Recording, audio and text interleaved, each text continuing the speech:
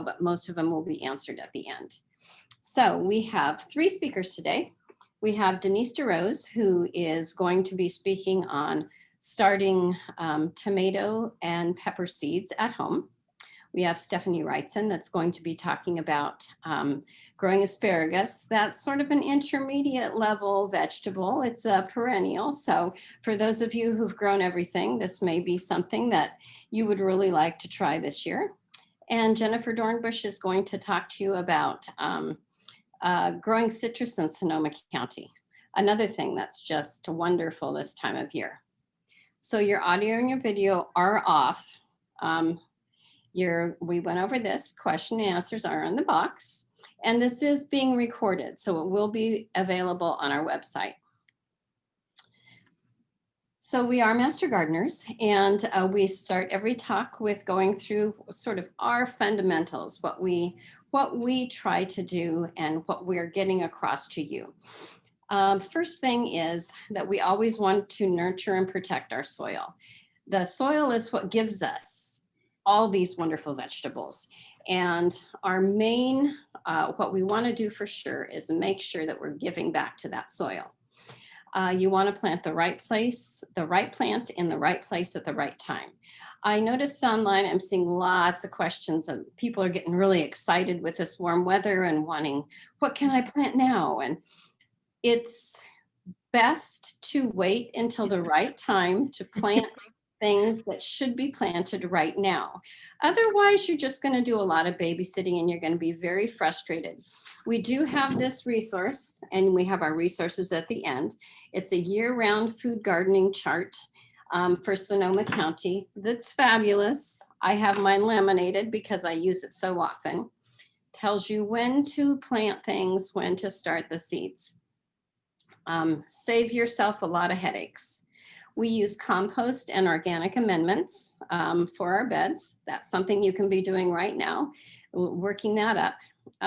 We use flowers that benefit plants and beneficial insects.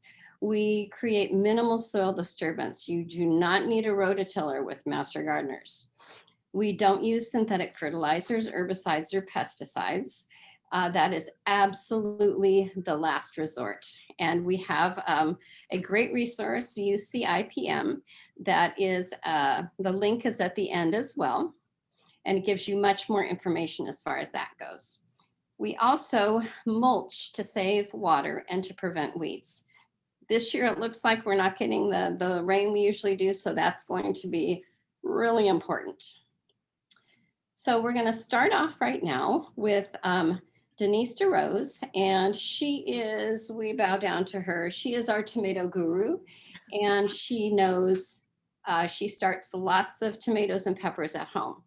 So she's going to give us some little tips and tidbits here so that you can go ahead and do as well as, well, you can get close to doing as well as she does. So Denise, take it away. Okay. I'm here to talk about seeding tomatoes and peppers. And yeah, thank you. So, all right, why start tomatoes and peppers from seed? First of all, let me say it's not because you want to save money.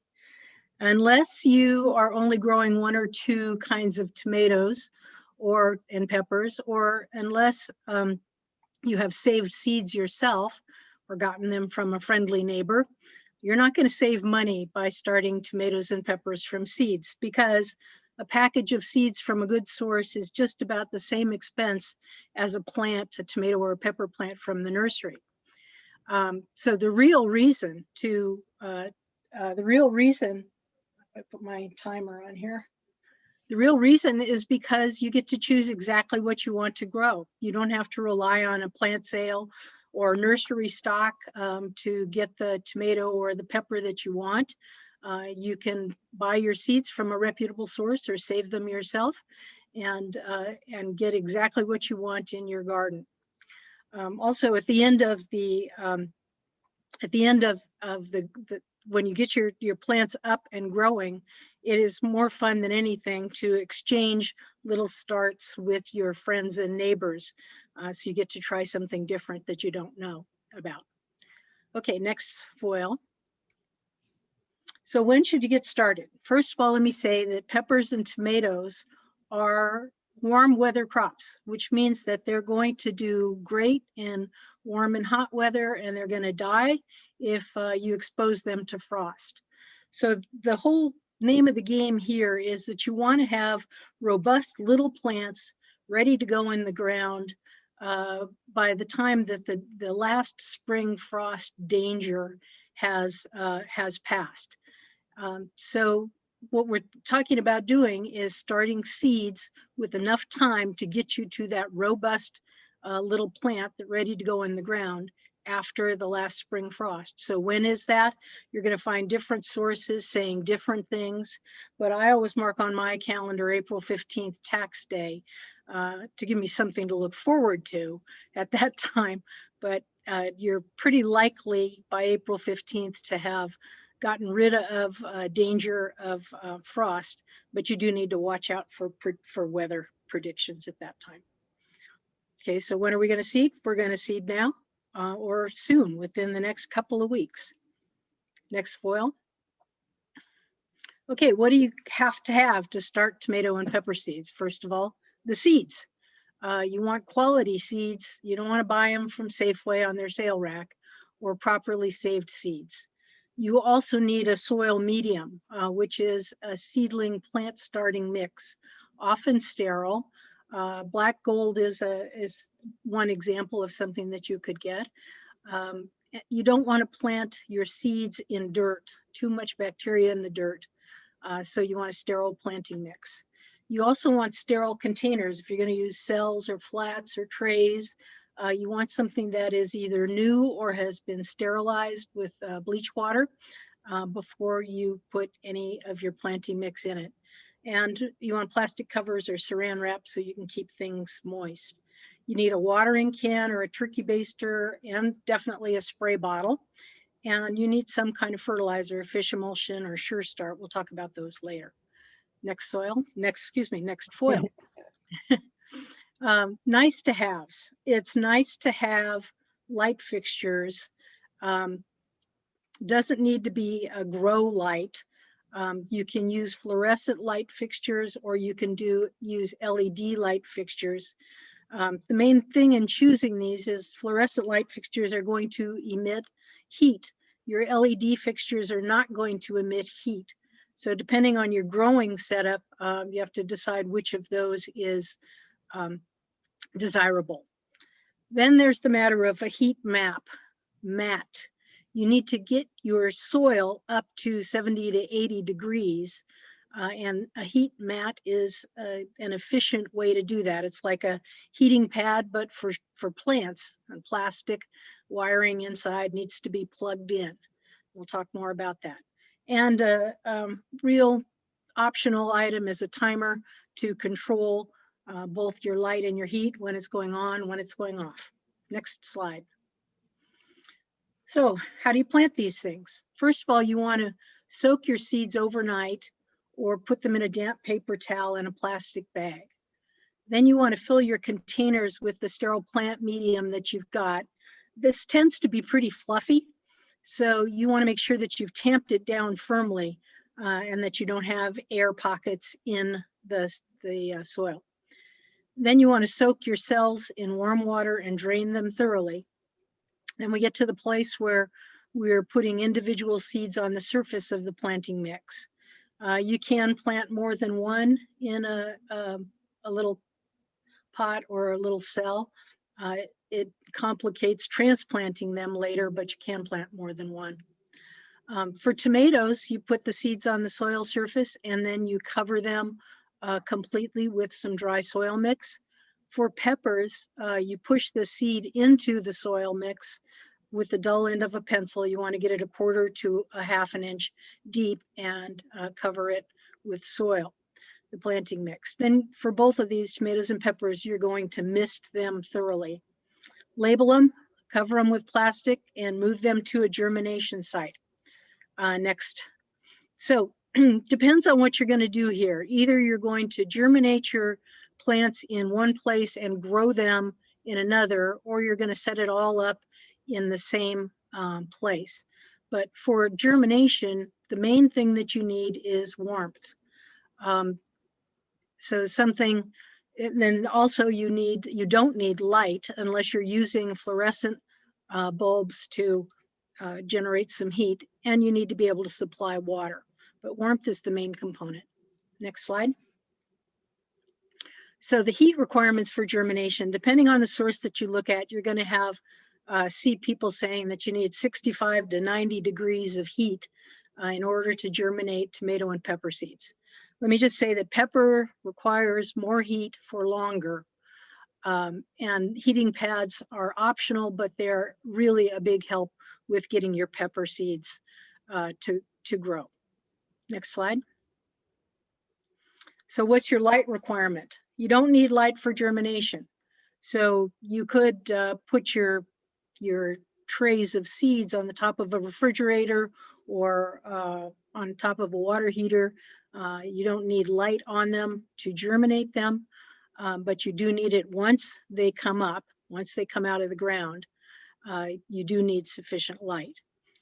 What we do, I'm looking at these two pictures. The first picture on the top is the cotyledon when the seeds first emerge, and then the bottom picture is tomato plants that have germinated and are growing. And if you look at them, they're a little bit leggy and they're leaning to the right because these are grown next to a window. One of the reasons why you don't want to grow them in a window, although you could, is that they will become leggy and they will start to lean. If you do grow them in a window instead of with overhead lights, then you need to turn them every day so that they don't lean entirely in one direction. So you're going to start with your overhead fluorescent lights or your LED lights 2 inches away from the seed tray. And then you need to, as the plants are growing, you need to be able to increase the distance from the lights to the surface of the plants. So after the plants have germinated, you do need strong light and you don't need as much heat. Next slide. How about your water requirements? I think the main thing here is do not overwater your plants and avoid getting the foliage wet on them. You want to use tepid water so that you don't shock your plants. And you always want to mist or water the plants from below. So I would say mist before you've got your cotyledons coming up. And then once you've got them up, you want to water your plants from below because you wash the soil out if you water them any other way. So, and you want to avoid getting the foliage wet. So as they come up, you can dose them with a very dilute solution of fish emulsion as a little bit of fertilizer. Now, tomato plants often will come up gangbusters and then they'll die. They'll just fall over and die. And when you pull the sprout up, you'll see that right at ground level, it appears to have rotted. This is called damping off. Happens more often with tomatoes than with peppers. But if you do see signs of them damping off, then you can water them with chamomile tea, little treatment that will sometimes work, will often work. Next slide. Denise, you have 2 minutes left. Thank you. How long will your germination take? Tomatoes will pop right up in under a week. Your peppers are going to take you 3 weeks or longer, especially the hottest peppers take the longest time. And what does this mean? Don't blow it. It means you got to keep them damp and in sufficient light for that whole 3 weeks. You can lose them in a day or two if you don't treat them well. So don't expect your peppers for 3 weeks or so. Next slide. Okay, so remember we started these things in sterile potting soil, in sterile starter soil. You do need to get them some nourishment. So when your tomato plants have your first 2 true leaves, or when your pepper plants have 4 sets of leaves appearing, then we can up pot them into a 4-inch pot. Now this is, you're not going to use the same kind of startup mix as you used to get your germination going. It doesn't have sufficient nutrients in it. So you want to use potting soil without fertilizer, and then you want to add some kind of a startup fertilizer. You'll see them in the store, various kinds. You want to bury the seedling up to the first true set of leaves. So you're burying them with sometimes a kind of long stem. And then after you have up pot them and put them back in their well-lit spot and watered them for about a month, you're ready to think about planting them outside. You need to harden the plant gradually before you take them from their nice warm spot and stick them in the ground. What that means is that you either want to put them in a cold frame if you've got that, or you want to gradually expose them to your outdoor weather, take them outside for a couple of hours, bring the little darlings inside so they're not outside overnight, and then extend the amount of time that they're outside until you're ready to transplant them into the ground. And then a few months later, you're going to have delicious tomatoes and peppers, and you'll be glad you did it. I think I'm finished. Perfect.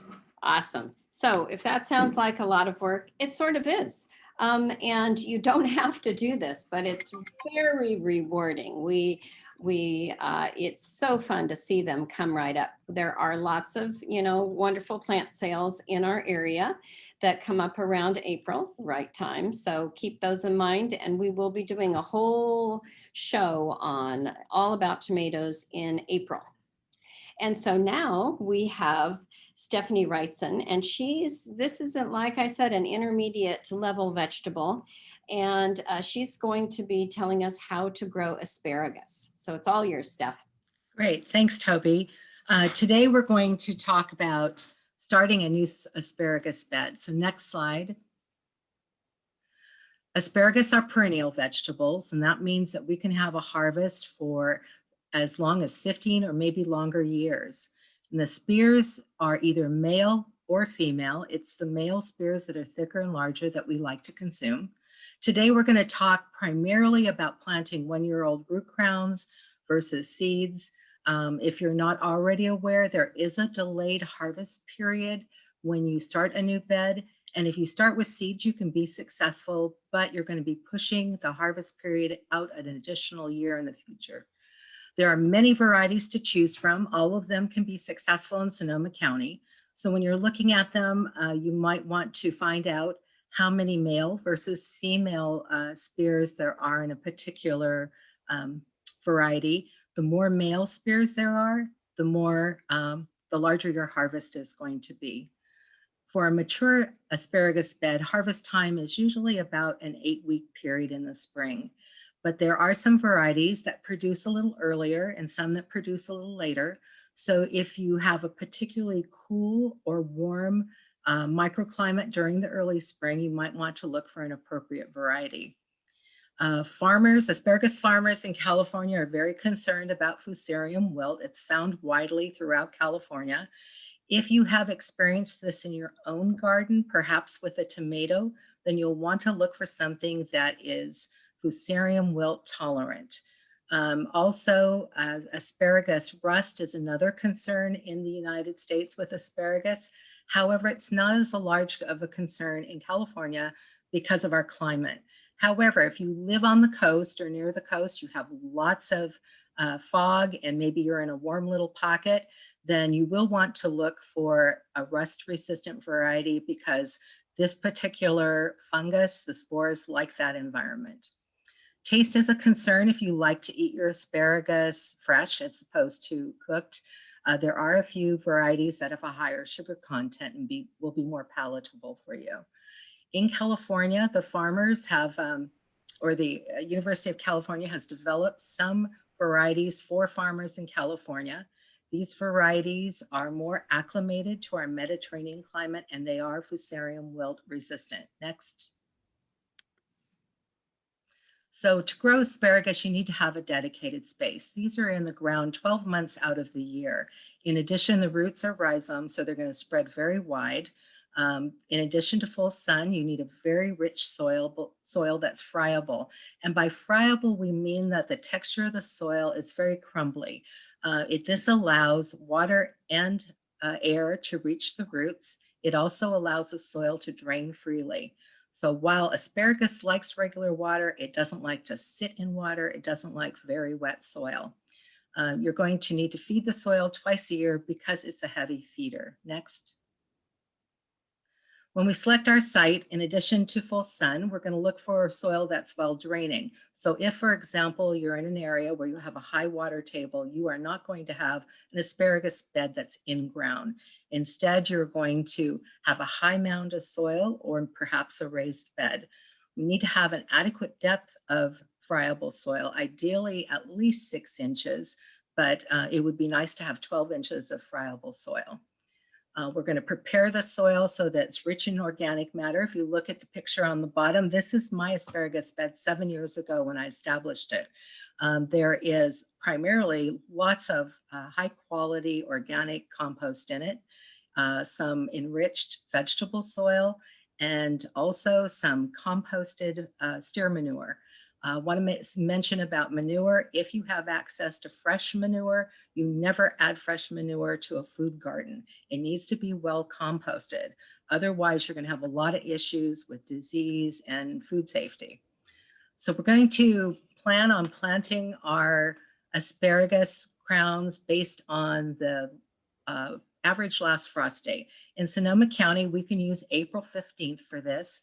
Some microclimates have earlier or later frost dates, but we want for April 15th, April 15th is a good date to use for planting purposes. So we want to plant about 6 to 4 weeks before that. This means that by the end of February, beginning of March, we need to have our bed prepared. So the soil is all prepared for our asparagus, and we will need to have purchased 1-year-old crowns. We don't want the crowns to dry out, so you don't want to buy them too far in advance. If you look at the bottom right-hand corner, you'll see the crowns that I planted. You'll see the roots all joining at the top at a node. That node is the crown. So that's the crown bud. Next. So we have our asparagus, we have our soil ready, and then there's a big storm. Well, we never want to plant in wet and cold soil, so we are going to wait a few days for the soil to drain after the storm passes. Also, it's a very good investment to buy a $10 soil thermometer because we want the soil to be 50 degrees. Every crop has an ideal soil temperature for seed germination and for plant development, and all of them have a minimum soil, or excuse me, a temperature for soil. Asparagus, it's 50 degrees. So when we're ready to plant our crowns, we're going to dig a 6-inch trench. And at the bottom of that trench, we're going to create a small hill of soil over which we're going to drape our asparagus crowns with the crown bud up. And we're going to spread out the roots as best as we can without breaking them. Before I go any further, I do want to mention that some guides will tell you to plant, to dig the trench 8 to 9 inches deep, layer some mixed compost and well-rotted manure, and then add 2 inches of soil on top of that before creating this hill. Others will tell you to use a balanced fertilizer in that bottom of that deeper trench and add 2 inches. However, if you've done a good job of preparing the soil, added lots of compost, lots of rotted manure, this should not be necessary. If you decide to do it, no problem. So now we have our crowns on this little hill, and we're going to cover them up with 2 inches of soil. We're going to lightly cover them. We're not going to tamp them down. And after a short while, it's going to start sending up shoots. As we see the shoots emerge, we're going to start backfilling that trench. And so probably you're going to be adding about 2 inches of soil every 2 weeks until that trench is filled. I do want to mention before we move off this slide that you can see that my asparagus crowns are about 12 inches apart. Some guides will tell you 18 inches, but obviously in a community garden, I don't have the luxury to plant that far apart. If you have the space, then give the asparagus the space as well. Also, if you are going to plant, you want to plant at least 5 root crowns for every person. That's about the minimum that you need to provide a decent harvest. If you really like asparagus and you have the room, you can plant up to 20 plants per person. Next. So this is the most important takeaway. The way you harvest will affect the health and the production of your bed for years to come. And we're going to talk about a schedule for 1-year-old root crowns. You can buy 2- and 3-year-old root crowns. They're more difficult to find. You might have to find them online. There's not going to be very many sources. You're not going to have a big choice of varieties, and it's going to cost you more. But that's your choice. If you buy these older crowns, you'll be able to move up this harvest schedule. So our 1-year-old root crown is in the ground. And the picture on the right is a picture of my bed. You'll see that in addition to the ferny growth, it also is sending up some spears. The first year that you've planted, you are not going to harvest a single asparagus. You're going to let all of them fern out. And the reason we do that is because at the fern stage, it is manufacturing and delivering food to the roots. And the roots are becoming very healthy and more resistant to disease. And it's also storing carbohydrates, which is going to provide for next year's spears. In year 2, about half the guides will tell you that you can do a light harvest over a 3-week period. I skip the harvest. The other half of the guides will tell you to skip it in order to give your bed even a better chance at producing in a healthy and strong way over the years. In year 3, I had a moderate harvest for a 4-week period. And by, year 3, I had a 4-week harvest, a moderate harvest over a 4-week period. And then in the 4th year, I was able to have a full 8-week harvest.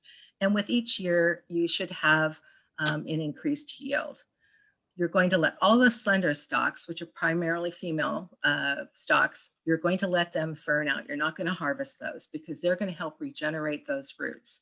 In addition, any stalks that arise outside of that harvest period, you're going to let them fern out as well.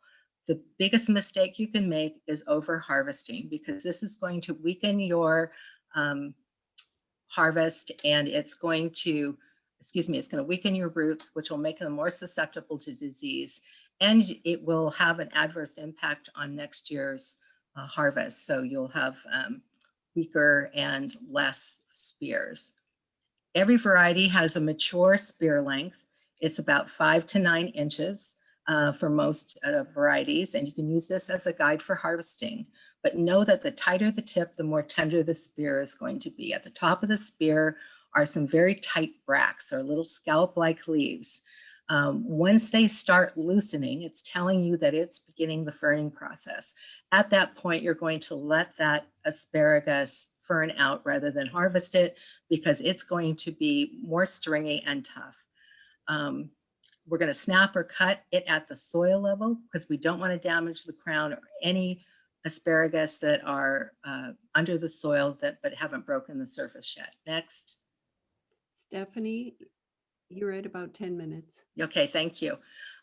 So we're going to fertilize twice a year. It's a pretty easy fertilization schedule. We're going to do it early in the year and then after harvest. I live in Sonoma Valley. I am putting down about 1 inch of compost in December, January, and again about the end of April. You could choose to side dress the asparagus with a high nitrogen organic fertilizer, but in any event, you don't want to disturb the roots. So we're just laying the compost on top. We are not digging it in. The ferns are going to turn brown in fall. When that happens, they're done manufacturing food and you're going to cut them down.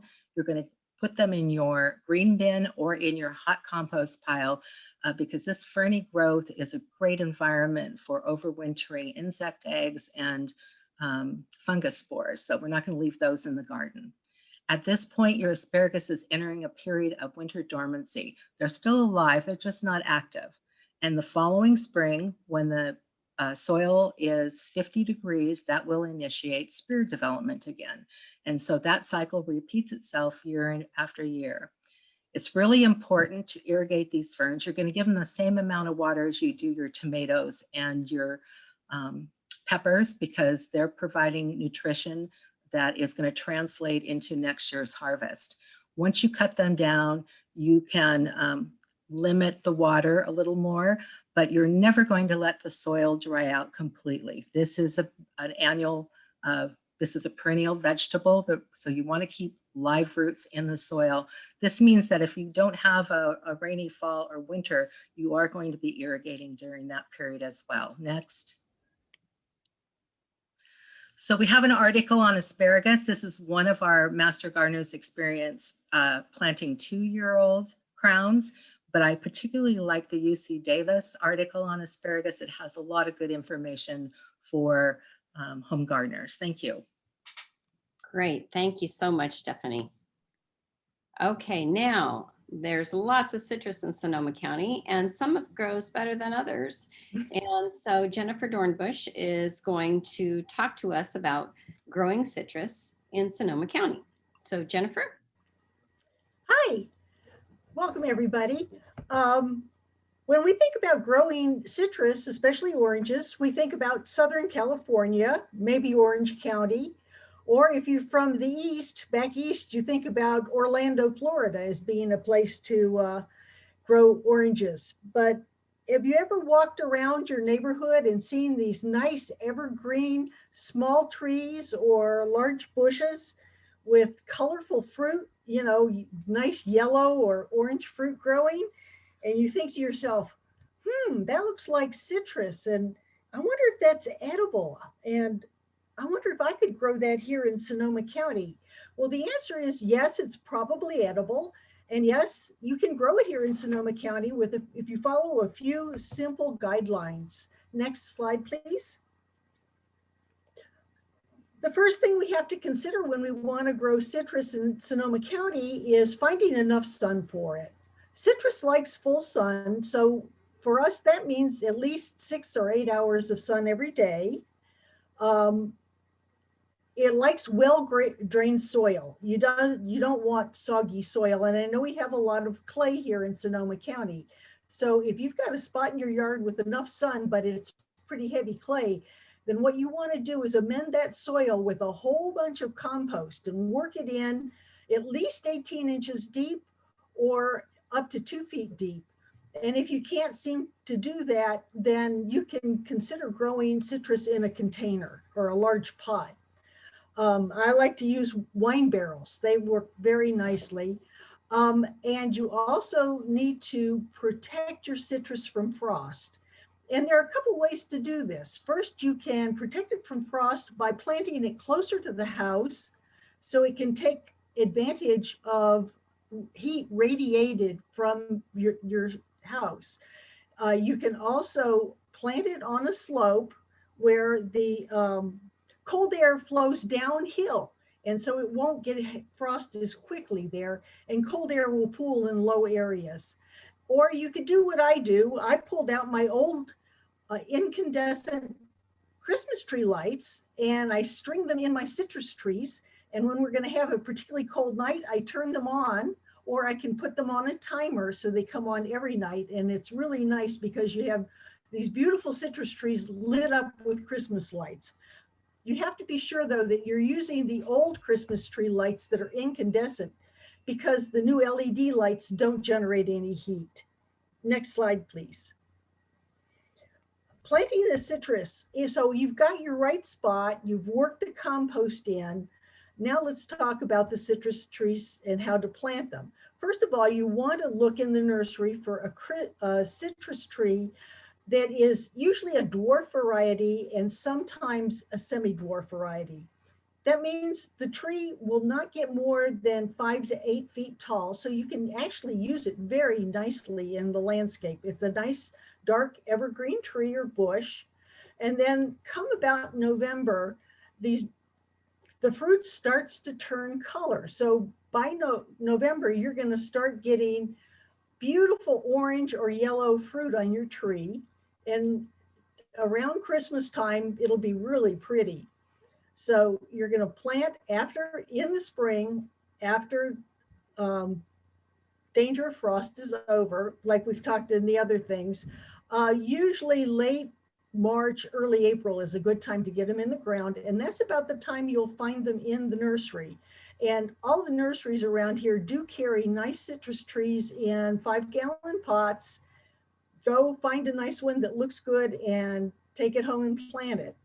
When you get the soil worked with the compost, you get the tree in, then you're going to want to put 2 to 4 inches of mulch around it. Now, this is going to keep the roots from drying out too fast. It'll moderate the temperature of the roots and hold the moisture in. And once you get the compost, now don't put the compost right up against the trunk of the tree. You want to prevent fungus disease, so you back it up off the trunk, but around underneath the leaves.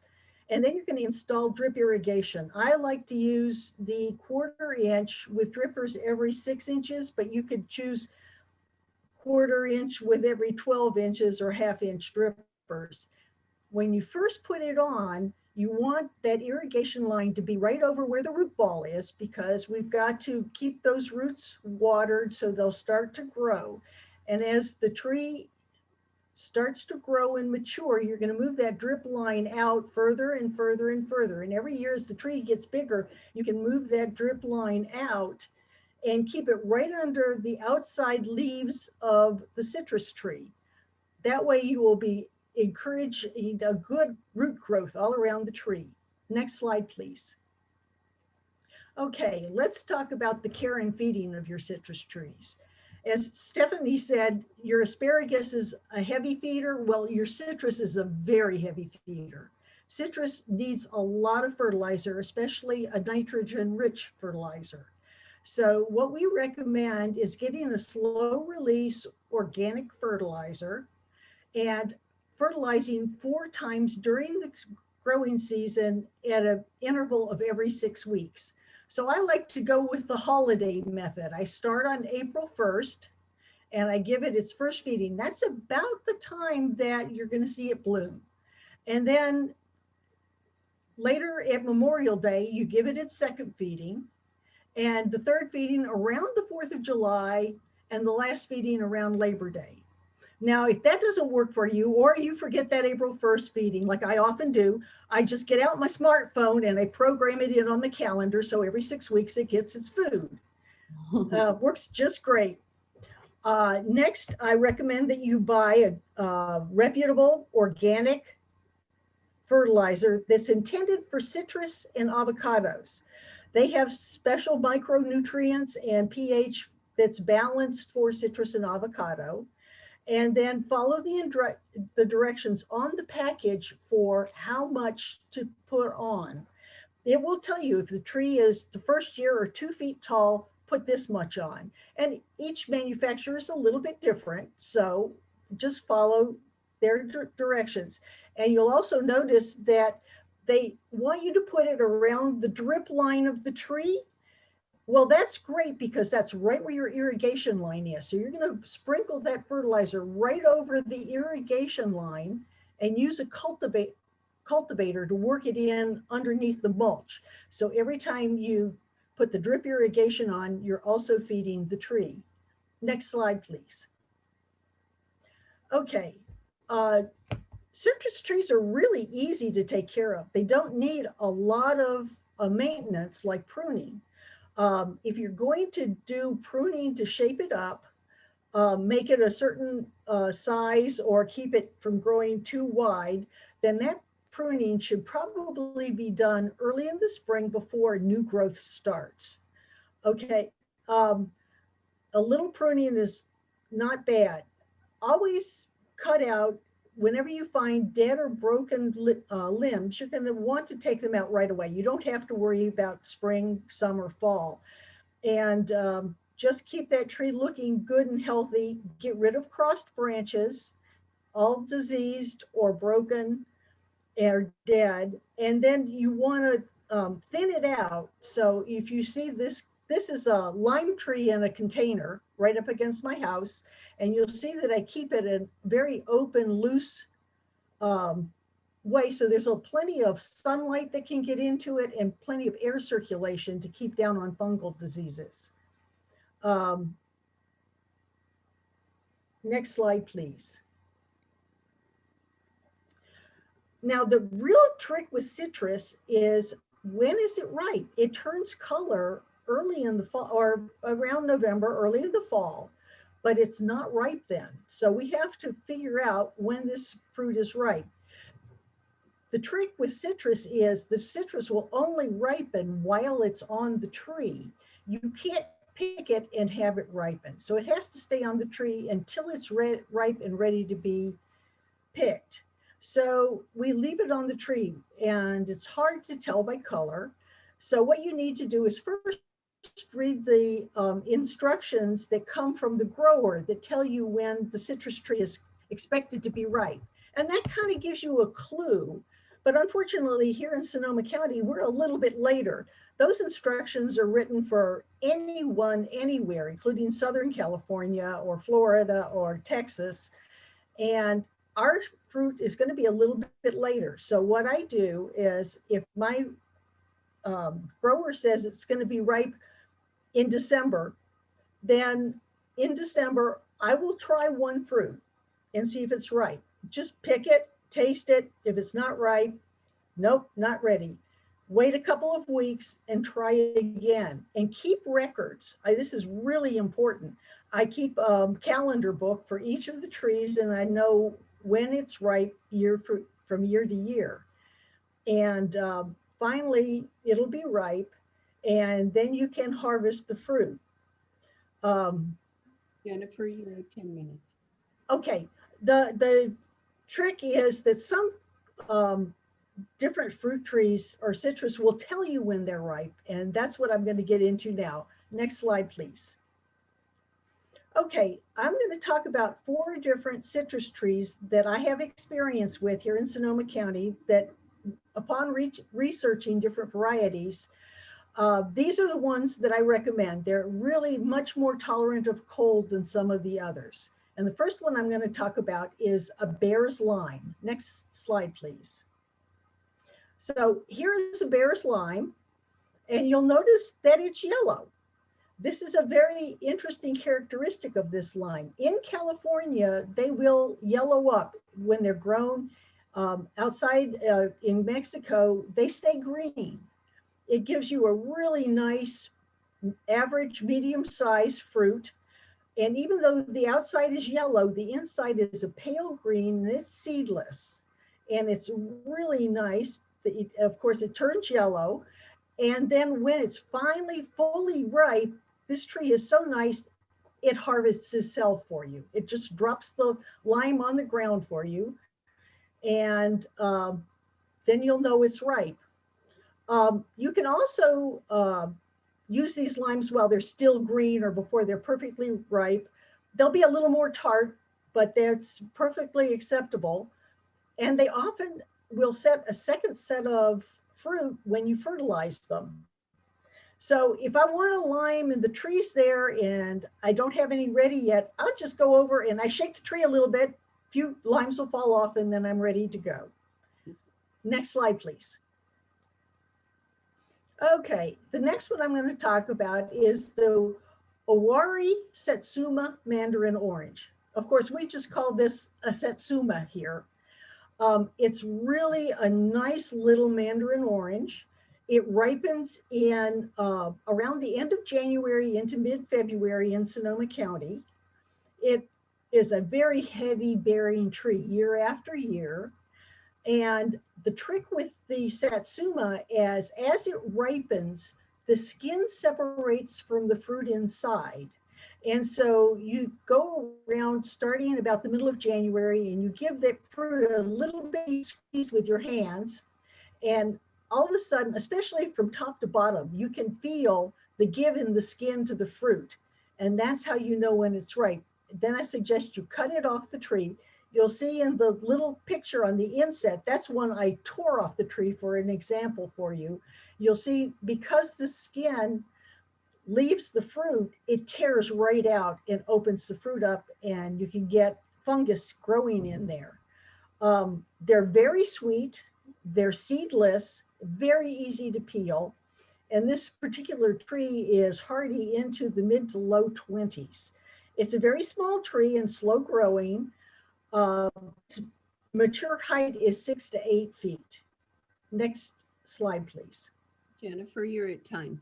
Oh, there's my mandarin that's growing in my front yard. It's in the landscape right against my porch. Next slide, please. Okay, now this is everybody's favorite lemon here in Sonoma County. This is the Meyer lemon. It's actually not a true lemon. It's a hybrid of a lemon and an orange. So you will notice that the lemon itself is rounder and less tart. Excuse me. The skin is very fragrant. So if you run your thumbnail over it, you'll get this wonderful smell. It's thin in a deep yellow color, but the trick on this tree is as the lemons start to get ripe, they get a slight orange tint to them. And it's very easy, it's very pretty. And then the pulp, because this is a cross with an orange and a lemon, it does have seeds. And this is on a semi-dwarf stalk, so it can grow 8 to 12 feet tall. This is a mature tree. It's about 25 years old. Next slide, please. And here is my navel orange. This is a Robertson navel orange. You can see I have it grown in a container. It's a very late ripening fruit. It says April, and sometimes it's almost May before these oranges are ripe. I often have flowers opening when I'm picking the oranges. The thing you have to do with the navel oranges is keep them evenly moist, because if you get a heavy rain, it can split the fruit open and then you lose the crop. The navel of the orange is also very susceptible to fungus, so keep it loose and free with airflow so it won't pick up the fungus. The thing with the Robertson navel is it's smaller than the Washington navel, and it grows in clusters on the tree. The tree itself is a semi-dwarf stock, so it can get 10 to 12 feet tall, but it also is very good for growing in containers. It also can be grown indoors. Next slide.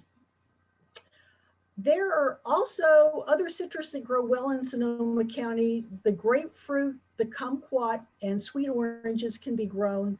I don't have experience with those, but you can research them and find out. I just want to let you know, those little oranges you see on the counter is the crop off of my Satsuma. That is 150 oranges. That was the first 2/3. I picked another 70 after this. That's it. Thank you. Great. Wow. That certainly makes you want to grow citrus, that's for sure. Now we're going to take some questions. First thing though, I wanted to go through and show you, this is, if you have a QR code reader, you may want to take a picture of that. And because this will lead you to our information. And I just want to put these up first before I put the slideshow down. You may want to take a picture of this, or it is on our website, of course. We have lots of great information. You know, all of this, we have a YouTube, this will be up on YouTube, email, Facebook, we've got a website. And if you want to know how to use your produce too, we have just started a Sonoma County Master Food Preserver program in our county. So we have a Facebook page up for that, and a limited website at this point, but more shall be coming. Okay, so I'm going to stop my screen share here, and we're going to. Okay, let's see. We're going to take some questions. So let's see.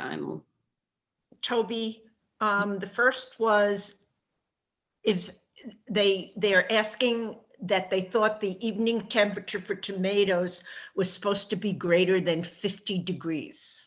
Okay, Denise, do you want to field that one? Yeah, that's a great idea. To have the soil be good and warm.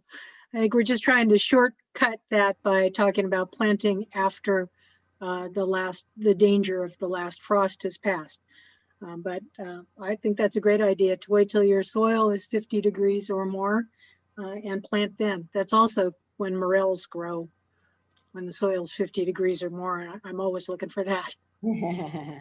And you know, sometimes it's hard. It takes a while for that soil temperature to to get up and you're thinking, oh, it's not going to happen. And there are different things that you can do to modify that, but it is definitely harder. You know, if you wait, the longer you wait, the warmer it will be. Getting a little thermometer to put in the soil, like a compost thermometer, that's helpful too, just to let you know. Let's see. Here's a question that says, should all seeds be soaked prior to germination? So that sounds like a Denise question as well. I don't soak all of my seeds prior to germination. I may not even soak tomato seeds prior to germination. Pepper seeds, I do. They're notoriously difficult to get to germinate, and they take an awful long time. So anything that you can do to help them along is a positive. But you know, if you're talking lettuce or chard or something like that, I don't think you need to. Yeah, and I don't either soak my tomato seeds ahead of time. Let's see, Stephanie, any ideas if you're using a galvanized trough for asparagus? Is that a good idea? Well, I thought about the questions I would be asked, and I never thought I'd be asked this. Leave it- I actually have done a lot of research about using galvanized containers, and I was going to write an article for our website, but the literature was so divergent that I decided not to. I was looking at science-based research. Some people are concerned about the heavy metals that might be taken up by the food that's in a galvanized trough. Most of the studies that I've seen is that the amount of heavy metals is negligible. It's nowhere near close enough for us to be concerned about our food. So I will leave that with whoever asked the question. If you're talking about is the container large enough, as long as you buy something that has at least 12 inches of depth and it has good drainage, then it would be a fine container to have asparagus in. Okay, and I have, and I didn't see this part first, but Cleo, do you have anything to add to that? She had said that she wanted to answer that one live. So Okay. we will come back to that. Let's see. Okay, have you tried purple varieties, Steph, as far as? I actually ordered a purple variety called Purple Passion this year.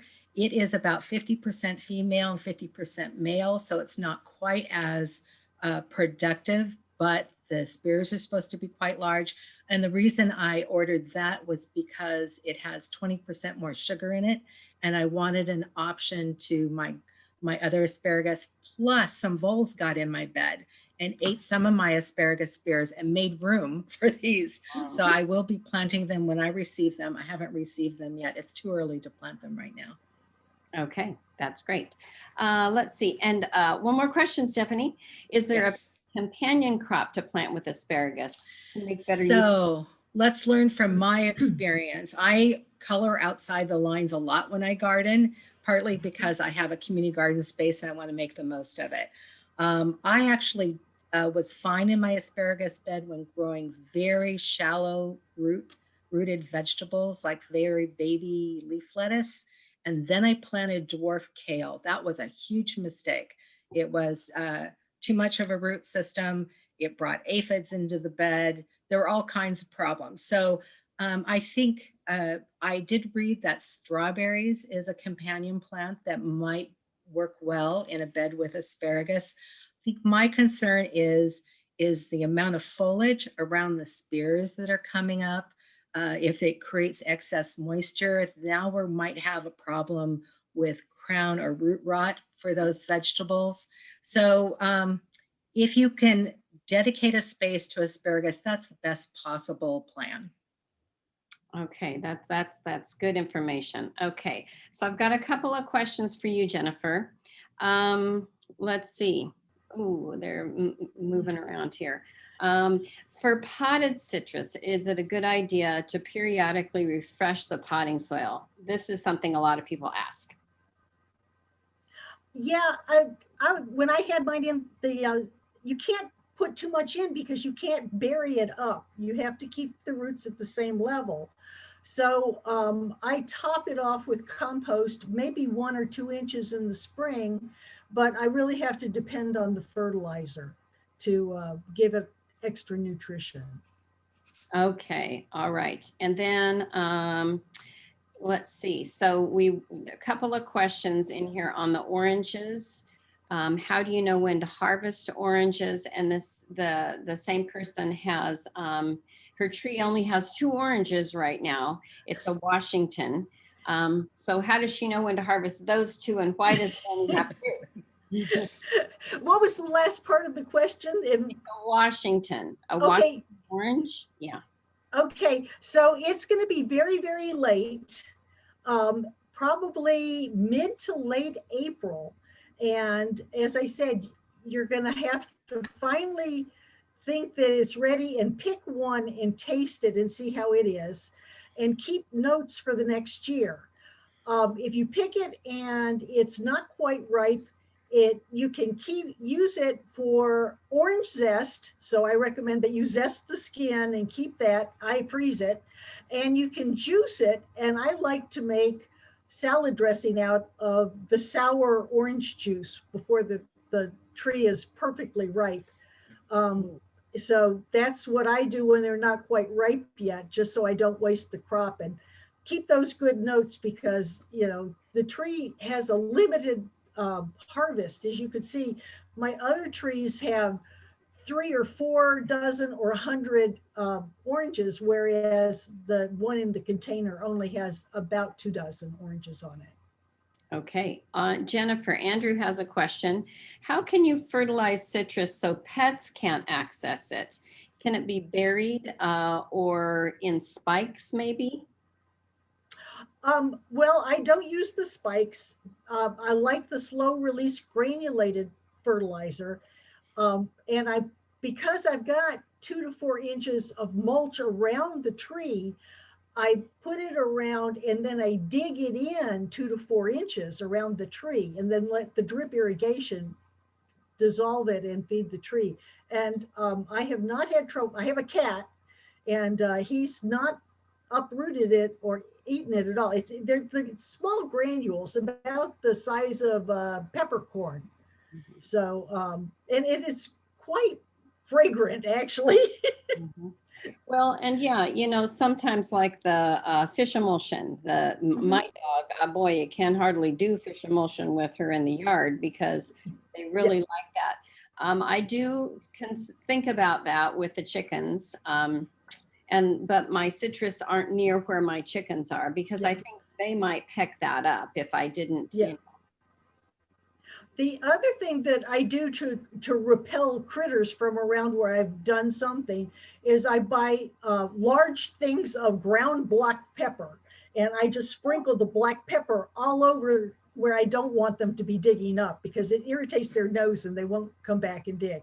Oh, good idea. Okay. Stephanie, can we grow white asparagus in this climate? So white asparagus is not its own variety. White asparagus is caused by mounding up soil over your green or purple asparagus and not allowing any light in before you harvest it. So yes, you can grow it, but it will take the extra work of excluding light from the asparagus. Okay, interesting. Jennifer, Julia asks, is cross-pollination a problem if you have various types of citrus trees near one another? No, actually it isn't. The tree will produce that fruit, and it does not, most of mine don't produce seeds other than, all of mine, except for the Meyer, are seedless. So no, you don't have to worry about cross-pollination. Okay, all right. Another question for you, Jennifer. Should you harvest all of the Meyer lemons when they're ripe?